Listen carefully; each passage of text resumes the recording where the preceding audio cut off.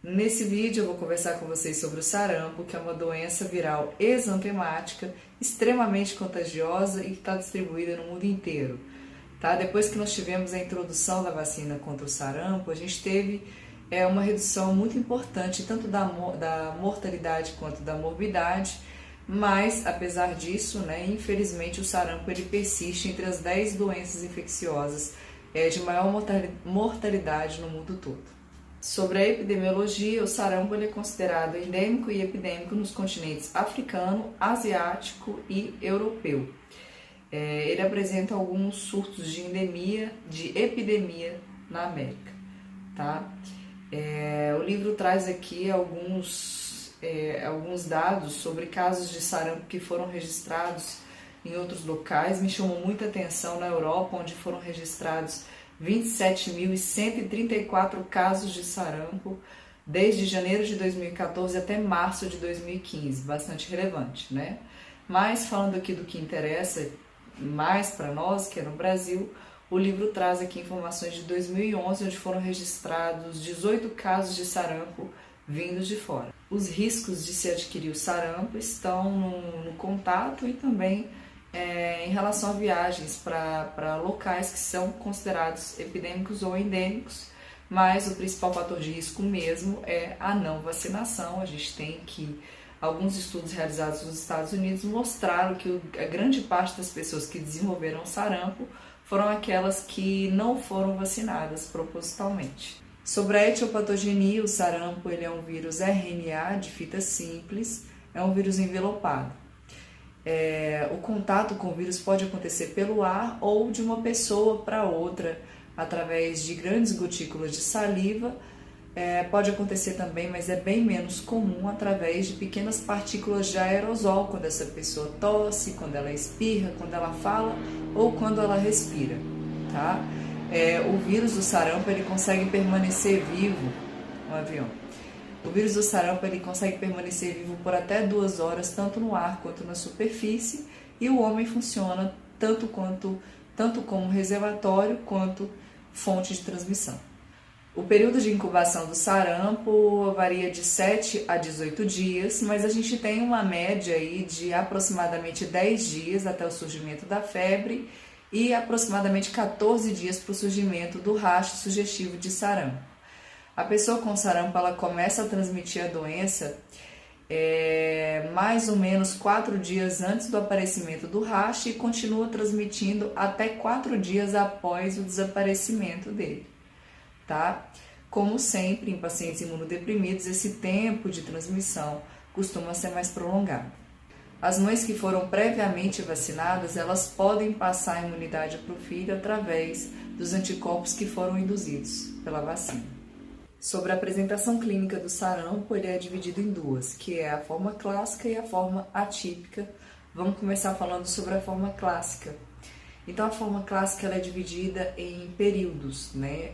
Esses períodos da forma clássica se inicia pelos pródromos, né? Então, o pródromo ele começa cerca de 10 dias após a infecção pelo sarampo, e aí a criança começa com um quadro de febre, conjuntivite não purulenta, uma tosse produtiva, fotofobia, um aumento discreto dos linfonodos cervicais, dor abdominal, e ela apresenta também o surgimento de umas manchinhas brancas com halo eritematoso na mucosa oral, que é o que a gente chama de sinal de Koplik.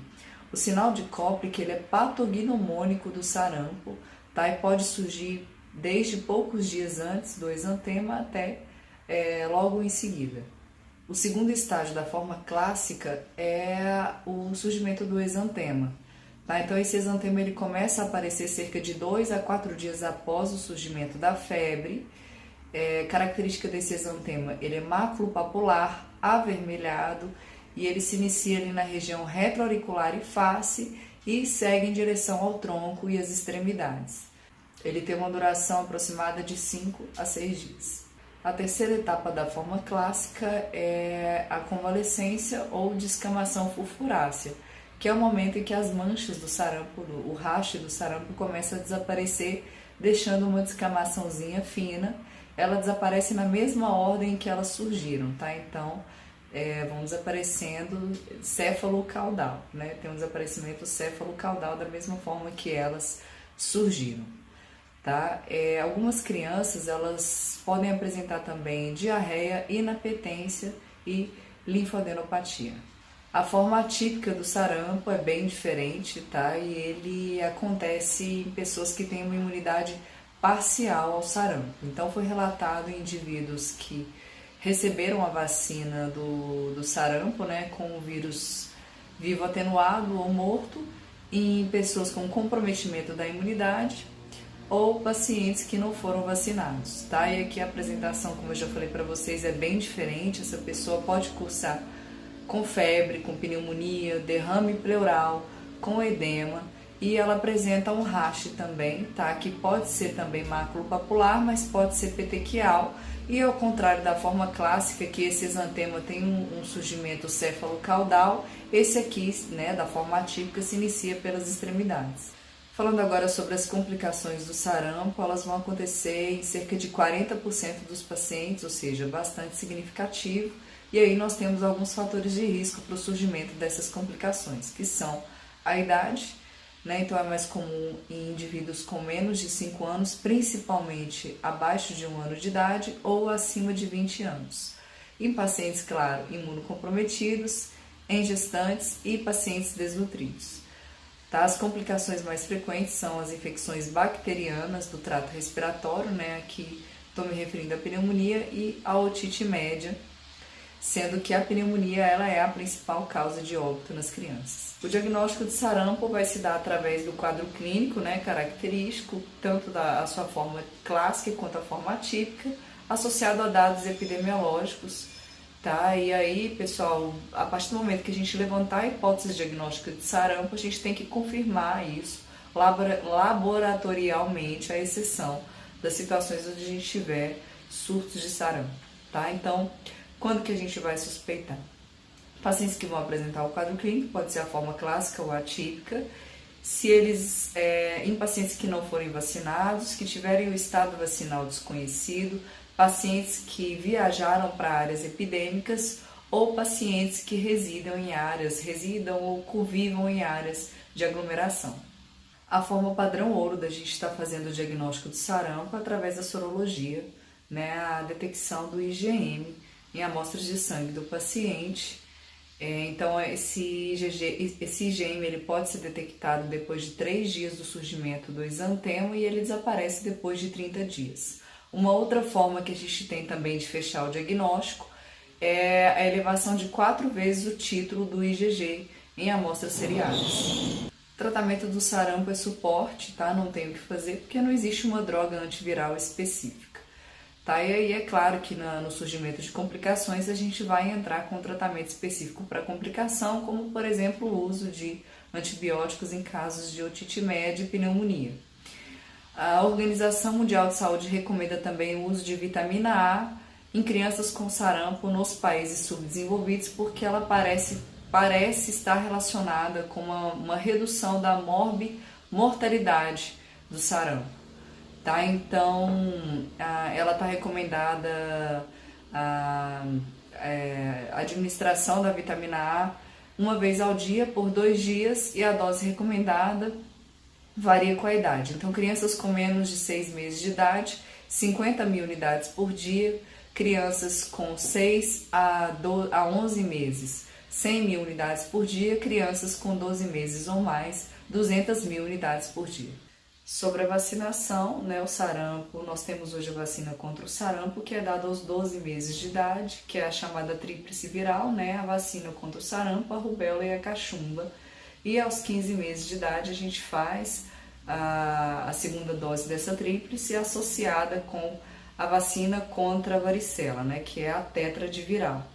Nas crianças que não estiverem sido vacinadas ou que teve atraso para vacinação, elas podem ser vacinadas até os 4 anos de idade, tá? Elas podem receber a dose, a tetradiviral até os 4 anos de idade, tá?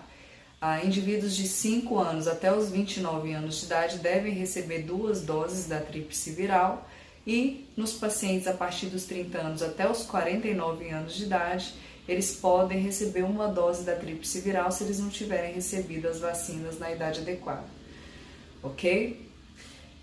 A vacina contra o sarampo está contraindicada em gestantes, pacientes imunocomprometidos e pacientes com história de reação anafilática ao uso da neomicina. A vacina ela pode ser usada também como profilaxia pós-exposição, né, em crianças com 12 meses ou mais. Pessoas com 12 meses ou mais, até 72 horas a gente pode estar fazendo a vacina como profilaxia pós-exposição. Naqueles pacientes que só receberam uma única dose para vacina, elas podem também fazer o reforço, né, com mais uma dose da vacina até 72 horas após o contato. Uma outra forma de profilaxia pós-exposição é o uso da imunoglobulina. Tá? Essa imunoglobulina pode ser realizada até 6 dias após o contato e ela está recomendada para crianças com menos de 12 meses, para gestantes sem evidência de imunidade e para pacientes com comprometimento da imunidade. A dose da imunoglobulina é de 0,5 mg por quilo por via intramuscular ou de 400 mg por quilo por via endovenosa. É isso, pessoal. Lembrar que o sarampo ele é uma doença de notificação compulsória aqui no Brasil. A minha referência para estar fazendo esse vídeo aqui foi o Tratado de Dermatologia, terceira edição do Belda. Eu espero ter ajudado vocês. Muito obrigada.